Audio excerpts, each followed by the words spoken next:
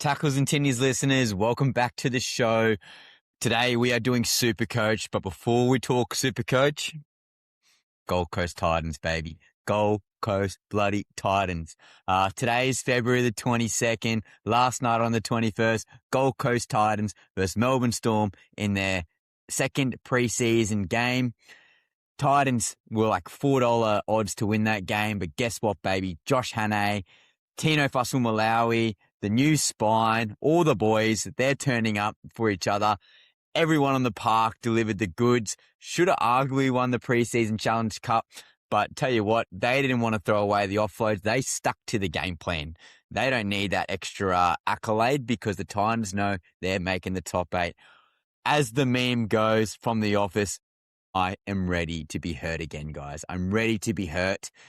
The Gold Coast Titans, there's actually hope. There's a glimmer of top 8 around all of this. Keeney, Brimo, JC in the spine. Sam Verrills is looking confident. Young guns coming through. I believe Josh Hannay. I'm all in for this year. Enough Titans chat. We're here for SuperCoach. Again, this is my second to last team reveal. Next week, just before the season starts, I'm going to do my final team reveal. I'm pretty confident most of these players are going to stay as is. However, if there is changes, I definitely want to go over it again. And obviously, we're going to look at reserves, captaincies, and the Vegas games change a little bit as well because the week after will actually be the official round 1. Next week is round 0 with Vegas. So again, when round 1 officially starts, I'll do one more team reveal just in case there's a couple injuries here and there. And maybe we'll get the boys on to give me some critiques. But regardless, guys, I want to hear from you guys in the comments. How will my team shape up for round 1? I've got a bit of an interesting strategy. For those who don't remember from last year, I got the top 1%. I was like 835 in all of Australia. Adam, number 3 in Australia, gave me one good piece of advice, and that was to get Walsh in that pivotal, huge run just before he started popping off. I ran that all the way home, and I climbed up the rankings. So let's see if my new team with a new strategy comes to fruition. So let's share my screen. And for the people who are watching or listening on Apple Podcasts, Spotify, I suggest you jump onto YouTube. But as you guys can see, I have $0 left in the cap. I've used every single dollar. And I think that's really important as well to use everything. I've spent big in pretty much every single position. Reason being is so if there is a gun or a similar elk player who needs to be put in, I have the cash in that position to make an easy switch or a lateral side trade. I think that's very important. And as you guys can see on the screen, very first up, I've got Harry Grant. I think that's the number 1 hooker. Didn't look amazing last night, but he definitely looked like he wanted to run the ball a lot more. No Pappenhausen, so he's taken away a little bit of playmaking. Obviously, Su'Falongo is an absolute gun in regards to running the ball, but I think Harry Grant's going to take a little bit more responsibility. He is the captain. They haven't got the depth as they had before, particularly now that Xavier Coates isn't in the team with that Achilles injury. It's going to be very interesting. Obviously, Zachy Lomax could be sniffing for round 1 or round 2, but very interesting note, that is a variable. Harry Grant, however, it's either him or it's Blake Brayley. If you haven't got one of them guys in your team, you're doing something wrong. Personally, it's particularly now with the new third man in tackling. I think that's really important. Guys who are defending in the middle, guys who are small like Grant and Brayley, they are more than happy to get in and get the third man in tackle, which now is an extra point. I think Harry Grant is undervalued for this year, and I think he's a must. Definitely had Blake Brayley. Can't even talk to his name because I always hear the meme, Blake Brayley. But yeah, he's definitely another option. I've definitely considered him as well. But I think the value with $40K extra in the bank, I can do more with that and it'll make more sense shortly. At my backup position, I've got Brandon Smith. I think he is definitely going to make money. Is he a season keeper? No. Reed Marnie's been on my team before. I've had guys like Jake Simpkins in my team, but I think Brandon Smith just provides too much value, particularly now with the third man in tackling. He's got all the bickies to play for. This Rabbitohs team looks very, very good on paper. Brandon Smith's probably going to get anywhere between 45 to 60 minutes, depending on the day. We'll start at hooker and then maybe play some middle minutes as well, come off the bench with Mamazelos there as well. He'd probably get to like 450K. So again, with 220K extra in value, I think that's pretty good. Pretty similar combination for most people, both very highly owned. Now, as we scroll down, in our front row position, Payne Haas, set and forget. Get him in your team, boys and girls. But yeah, Payne Haas, absolute gun. He's going to want to go out with the Brisbane Broncos with a bang. And I think if you haven't got him in your team, you need to make the money to do so. He's one of those guys who rarely gets injured. Touch wood. He's a captaincy option every single week. He's a hard work. He's got the offload. He's got a good running game. Tackles like you never. His life depends on it. In a winning team as well, I think that's super important.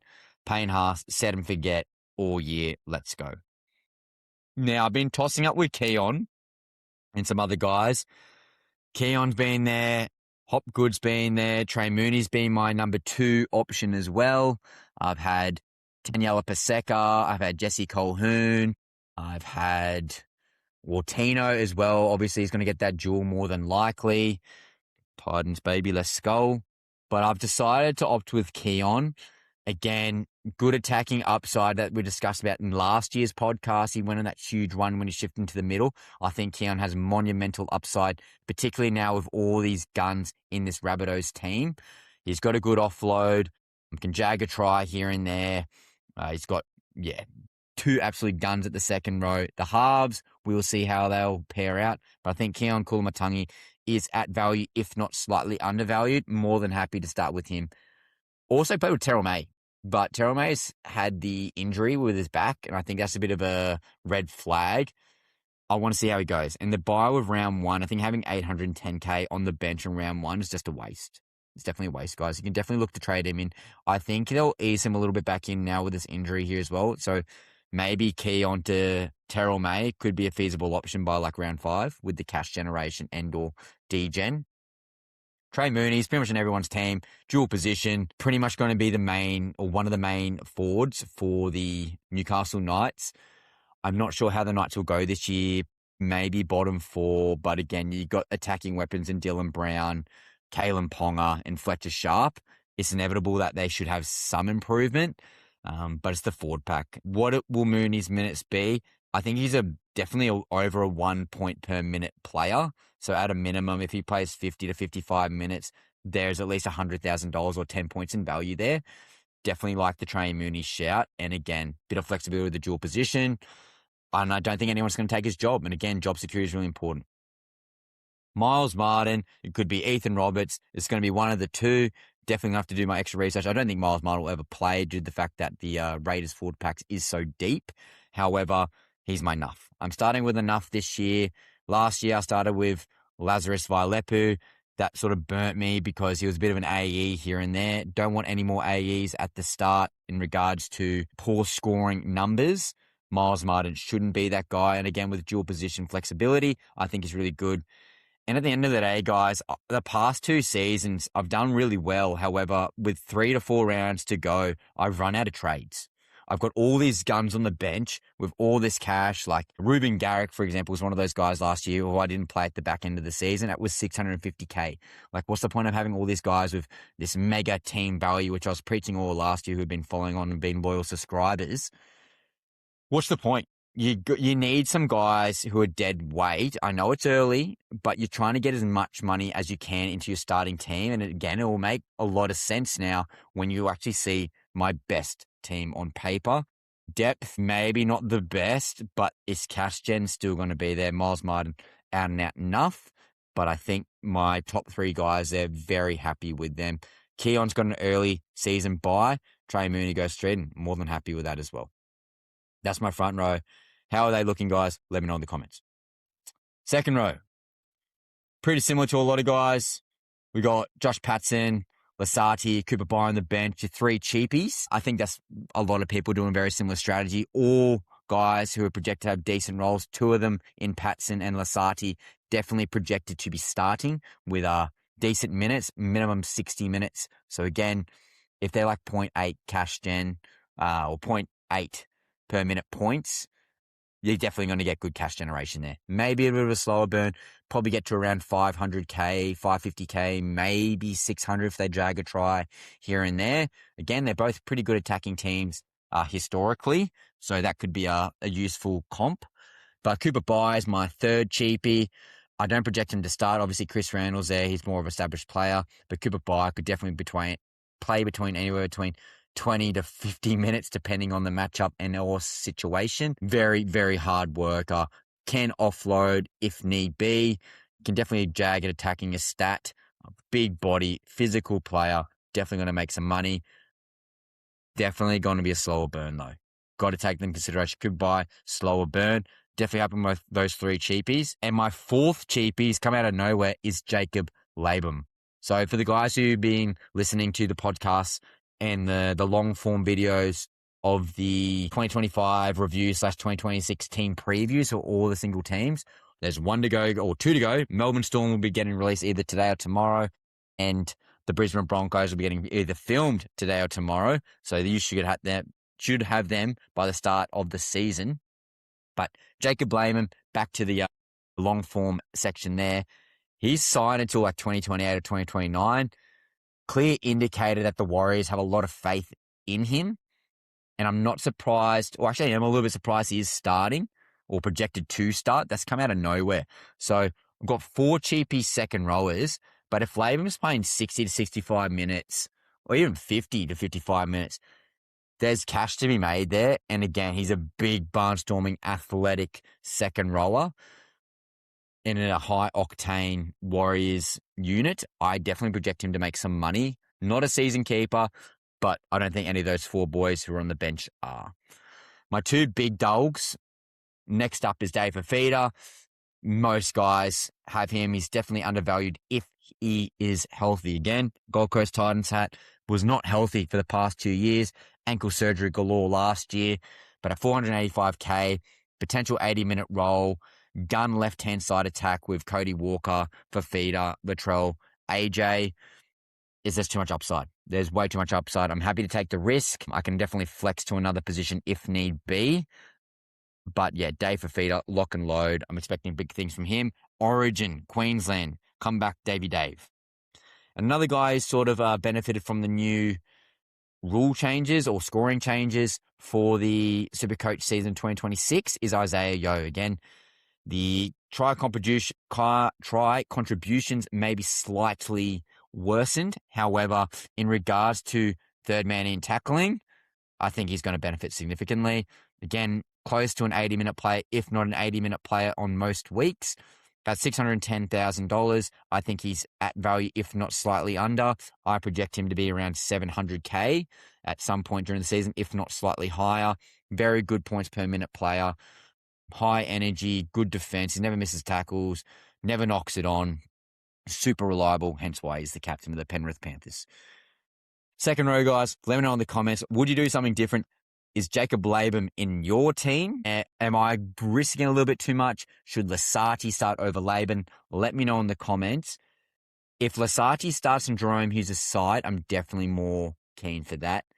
That will be a wait and see sort of. At halfback, I have changed my strategy, and that's why I'm filming this video, because Jaden Campbell has been at halfback for majority of my teams.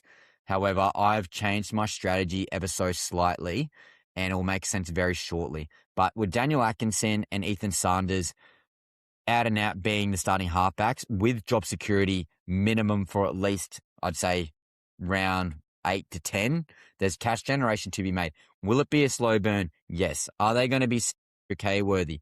Probably not. However, could they get to $400,000 to $600,000? Definitely. Is there money to be made? Definitely. They are a stepping stone to the next guy in my eyes, along with those other cheapy second rowers. But when you get to the bottom half of my team, you can probably see where the cash is going to be going. But I think Daniel Atkinson, definitely starting halfback for the foreseeable future. I like the way he runs the ball. I think he's going to be, again, he's named a halfback, but he's definitely more of a 5'8" in my eyes with Kyle Flanagan running the ship. But I think the Dragons should be slightly better. Their forward pack should be slightly better. Atkinson Saunders, haven't seen too much of him. I was hoping he was going to play in the trials, but he didn't, which is very frustrating. But I know he's goal kicking. That's a bit of an incentive there as well to put him in. Raiders high octane attack. 46K, again, slow burn. I think job security is going to be there. I don't think they're going to parachute Kobe Black in straight away. I think they're going to give Saunders at least a round 8 to round 10 to establish himself. If he doesn't do that by then, I think Kobe Black then gets a chance. But again, Ethan Saunders goes up to 450K to 500K, downgrade to Kobe Black, an extra 250K in the bank. And then potentially if Atkinson's still in the team, Atkinson might be up to 400, 500K, add another $200,000 from Ethan Saunders, then you're up to $700,000. Then you're in that Adam Dewey potentially might have got a price rise. You might be Jaden Campbell, Nico Hines, Nathan Cleary. Again, that's the logic. Price rise, downgrade. It makes sense in my eyes. But now, the big dogs are coming out. 5'8", AJ Brimson. I love what I saw last night. That's all I needed to see. I didn't want JC and Brimo in the same team, along with another guy at the fullback position, which you guys can probably imagine who that is. But what I saw from AJ Brimson last night, particularly with both Fermor running off his hip, my God. AJ Brimson, take your hat off, my son. You looked very, very good. At 649K, he's definitely at value, if not slightly above. However, the attacking upside of this Gold Coast Titans team going off last night's trial against a pretty healthy Melbourne Storm team, might I add, he looked very, very good. He took a lot of the attacking stats away from Jaden Campbell, which gave me a bit of a pause. Will he lose a bit of value? Potentially. I've had other guys in there such as Jackson Purdue. I've had Cody Walker. Maybe Dylan Brown potentially gets a shout in there if he or when he gets that dual position. If Dylan Brown gets in that position, I will have an extra 130K and I'm not sure what I'm going to do with it. So I'm more than happy to give AJ Brimson 3 rounds and I can make the shift down if Brimson's going to lose too much value and if there's a 200K swing, essentially. I don't think you trade for 100K. However, if Brimson loses some value and Dylan Brown gets the dual position and then gets some price rise there, I'm more than happy to make that downgrade. But again, it's going to be hard to go up, not down. Hence the Brimson logic there. Again, looked very good last night. Always a try-scoring threat. Loves running the ball for line breaks. Always good for a try assist. Very good at the little short kick. Not a very good long kicker, but very good short kicker. AJ Brimson, very smoky and a bit of a pod. I think that's important too. A lot of these guys are highly owned, so having some differentiation within your team is very important. And guys like AJ Brimson, very pod-like. Again, always can downgrade. Pezzett, pretty much in everyone's team. Don't have to talk about him too much. Didn't look too red hot in that Parramatta Eels team. Again, I think he's a halfback playing at 5'8", and with Mitchell Moses at the helm, it's going to take some time for him to adjust his game, in my eyes. Is he going to make money? Yeah. Is it going to be a slow burn? Yeah. Ideally, I'm not going to have to start him too often, but in a pinch, if I have to, I have to. Is he a season keeper? Probably not, but 5'8's pretty desolate, to be honest. So, again, if I get some good cash generation, I might be able to get Brimson and Dylan Brown, assuming he gets that dual position, because again, I believe the coach has said Dylan Brown and Sandor Smith will be the halves combination for round 1. So that's a big thing to consider as well. I only have to make up 300K. Very easily could downgrade another guy that I've got coming up. What do you think of my halves, guys? Atkinson Saunders, double cheapie, Pezzett cheapie, gun, premium player in Brimson at 650K. Is my logic sound with the downgrade? Let me know in the comments. Now, the big dogs are out. Let them feast. Okay. We have cheapies, Macassini. Guys, if you didn't watch the Tigers versus Panthers game, do yourself a favour. There was a bit of concern regarding Macassini. Lalihi was starting there in trial number 1. Macassini was at centre. Was Macassini going to start on the wing? I think, my God, he played so good on the wing. He has to be there. And being outside Taylor May and Jerome Luai, he's going to get plenty of good ball and plenty of good attacking stats, and especially on the left-hand side, which is generally the better passing side for most playmakers. Macassini, gun. He's going to be making good cash generation. Will not be playing round 1 due to the bye. Faimani for the Gold Coast Titans, snagged a try last night. Brian To'o, Timu version at 201,000, bottom dollar cheapie. Yeah, I think he's a must. I think his job security is pretty good, at least for the foreseeable future. He provides a different body. For the Gold Coast Titans supporters out there, you can always vouch for me. We've had the same bloody body type in the outside backs for so many years. Faimani provides that different shape. just a stockier little nugget. When we had Greg Marzu for like 1 year when he was like 22 years old, he's a Greg Marzu. He's a Brian To'o-like player. I think we need that in our outside backs, and we've got him. Again, he's come from the Penrith Panthers system. Good habits are there, obviously, so very happy with him at the centre wing position.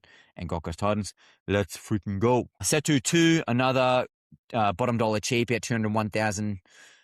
I think he's a must. He's going to be outside Moses Sully. Sully is a very good draw and pass type player. I don't like putting bad players in the team, and I just think he's just cheap. He's cheap. He's going to make money. Some weeks he might get 20. Some weeks he might get 100 if he gets a hat trick. So, again, slow burn potentially, but he will make money. Job security looks pretty good. Farley looks like he's going to be a centre-based option. Obviously, Valentine Holmes having that hamstring injury. And as you can see on my screen right now, Valentine Holmes is in my team. Goal kicking. He's got Christian Tuipulotu, the money man. Okay, after last year, we saw from Moneyman and Val Holmes, dynamic combination. Val Holmes still very, very good. The coach, Flanagan, reckons he's going to be fine for round 1. It is Vegas. Fields are slightly tighter. I am a little bit concerned. But again, bit poddy. I like the pods. Definitely could get another guy in cooler into my team. Could even get a Jackson Purdue and get $200,000 extra. Something I've definitely considered. But we'll see. It could even get a Kale Ero. What are your thoughts on Valentine Holmes, guys? He's definitely not completely locked in. But again, I've used all my cash. Okay, at least I can downgrade. Karaz, same boat, but I like the idea of having the centres, and you obviously got a theme with my top guns here. Shibasaki, gun. Absolute gun. Had him pretty much all of last year. Unsung hero for the Brisbane Broncos from last year. If you didn't watch the World Club Challenge, my God, Shibasaki almost got a hat trick, almost won in the game. But that left edge for the Brisbane Broncos, having someone in the Broncos backline, I think is really important as well. Good team, premiership winning player, origin player, Australian level player, hard worker, good draw and pass, athletic finisher on his outside in Karapane. I think that's also important as well, having a good finish outside you. And Ezra Mann, obviously giving him good ball as well. I think Shibasaki's very good pod play. Stephen Crichton, Matt Burton probably won't be goal kicking. Stephen Crichton might also be sweeping at the back as a fullback as well. I've been high on Stephen Crichton for majority of the off-season. I've done many short-form videos, even the Dogs long-form video review. I've been glazing Stephen Crichton. I think he's an A1B with Herbie Farnworth. If he's goal kicking, he's like 75 points of value. So he's 15 points of value. Very good cash generation to be made. He's not the best Supercoach player, but I think now with Lachlan Galvin at the helm as well, with another year of preseason there, I think he actually might help him slightly. Let me know in the comments. What are your thoughts on Stephen Crichton? Obviously, you know what I feel about him. I think he's an absolute gun. Is he worth starting in a Supercoach team, particularly if he's goal kicking? Let me know in the comments. And another guy who's highly owned, another expensive centre wing. I told you guys, I'm spending out the money here. All centres, might I add. Again, for those who don't know the strat, I reckon the centre position now in Supercoach is more valuable than the winger. Reason being, let's say for the Dolphins, okay, you've got Hamiso doing a sweep play around the back. He creates the overlap. It's 3-on-2. And then if he passed to Herbie Farnworth, and then Farnworth passed to Bostock, and Bostock stood in the corner, normally the try assist would go to Hamiso because he was the one who had the most involvement creating the space to get the try. Now, however, Supercoach has changed it to essentially the person passing the ball last.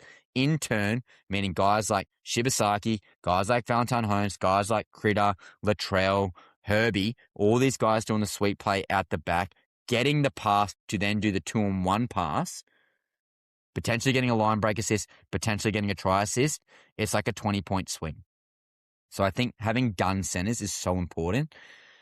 Latrell Mitchell also goal kicks. I am extremely aware that he's injury prone, but I'd rather start with him and do a lateral trade to like a Cooler. I've been very high on Cooler. I've had Robert Toyer in my team as well. I've had Isaac Targo. I've had Casey McLean. I've had Kale Ero. Obviously, Kale Ero and Casey McLean are a little bit too expensive for Latrell. However, could definitely downgrade Val Holmes and do a bit of swinging there. But again, we don't have to worry about that at the moment. I think Latrell Mitchell's due for a bounce back season if he is healthy. Big if he's healthy, he'll be a gun. Absolute gun. Again, goal kicking and the centers. AJ, he's going to be getting the try scoring record very, very soon. More than confident in Latrell Mitchell. Morgan, you're welcome. Now, fullback position.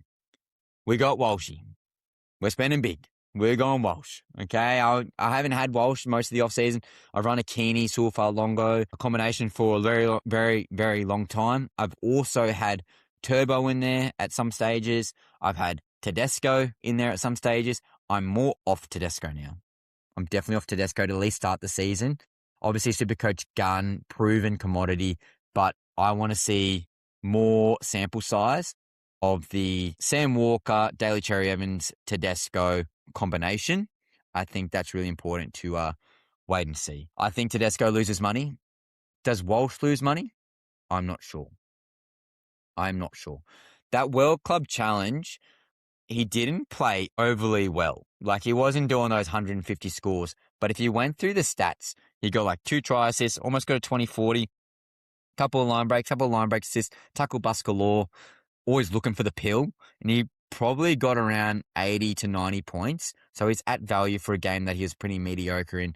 And the Broncos didn't get much ball due to the fact that Hull KR kept scoring. So possession as well. Lacking opportunity in 2 degrees temperature, traveling overseas, all these variables that were stacked against the Broncos, and Walshy still popped off with 80 to 90 points.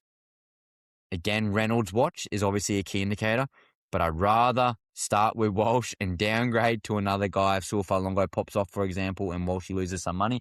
Happy to downgrade. Trey Fuller has also been in my team, but I'm hearing Trey Fuller is definitely not going to be starting. But yeah, happy to downgrade to a Turbo if he pops off. Happy to downgrade to a Sulfar Longo or a Jai Gray if they start popping off. I'd rather have the cash at fullback and then trying to find it somewhere else. There's a common theme here. The halfback position's obviously scary because they've gone double cheapy there, but the money is in other positions where I could easily downgrade to get another guy in. At the center position, for example, Tom Chester, he's not there. I could go Valentine Holmes if he doesn't do well in Vegas and then doesn't do well the preceding week. That's 2 weeks gone. Zach Laybutt, then suspension is done. Is Zach Laybutt's named? You avoid Chester. It's all good.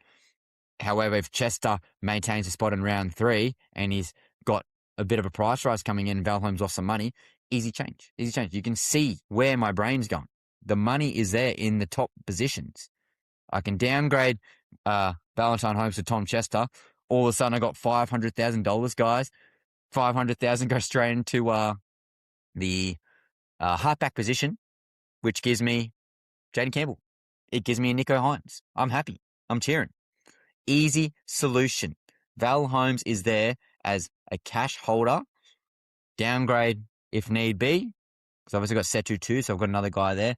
Tommy Chester comes in. 500K goes up. Easy switch. Even an Adam Dewey. Drop down to like a Isaac Tuggo. Probably get 1 price rise or 2 out of the cheapies. Easy switch. Adam Dewey's in. Again, they've got the buy, so the price rise doesn't change Adam Dewey either. Guys, the strategy's there. There's a reason I'm in the top 1%. That's why you listen to Tackles and Tinnies. Anyway, Keanu Keeney, the last fullback on my team at 495K. I've seen enough. New Zealand popped off last night, hard worker, gets the runs, going to be supporting AJ Brimson. Don't like the idea of having Brimson, Keeney, and Jaden Campbell, even though they're all guns.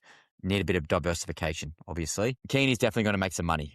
I'm very confident in that. Hard worker. Not going to be shocked at all. Okay, he's going to be very, very good for the Gold Coast Titans. Top 8 Gold Coast Titans because Keanu Keeney is back.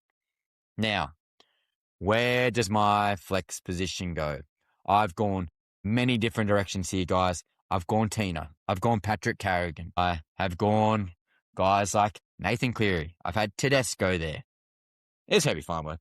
Who are we kidding? I drafted him 2nd overall, guys, in our local league cash comp draft. I was stupid not to pick him in. He's a gun. I just gave you the example of why centers are so valuable. At 825K, God, he's expensive. He's very expensive. He's almost expensive as Walsh at center position. But I picked Herbie Farnworth number 2 over Walsh. I'm so high on Herbie Farnworth. I think he's 1A. Best center in the game. And that Dolphins attack with Katoa, Nikorima, hammer out the back, creating space for Herbie. Herbie in contact either rolls over someone or passes to Cobbo on the wing. And Cobbo scores 9 times out of 10. Herbie Farmworth, get him in your team. He's a gun. I'm happy.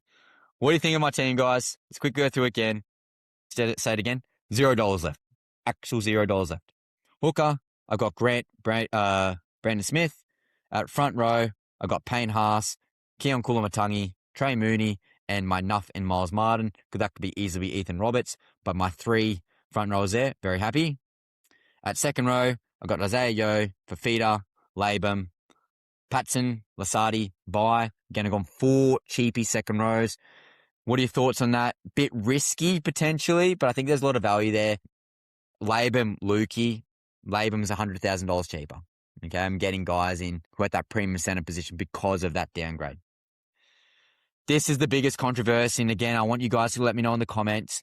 Atkinson Saunders, double cheapy, haven't pretty much done it all off-season, but you know my strategy. I can flex up to Dewey quite easily. I can even, especially if Tom Chester holds the spot in round 3, I can easily get up to a Nico Hines, or I can get up to a Jaden Campbell if need be.